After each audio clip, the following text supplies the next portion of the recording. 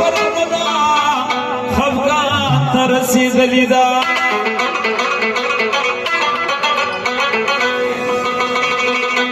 ایمالی زمان دربانونو زړګي وراتللو خبر د چاچا اسمان ترسیدلی دا وسو یختل زل پورا کتی زنجیر جوړوما یک چول اخلمات زاننا پک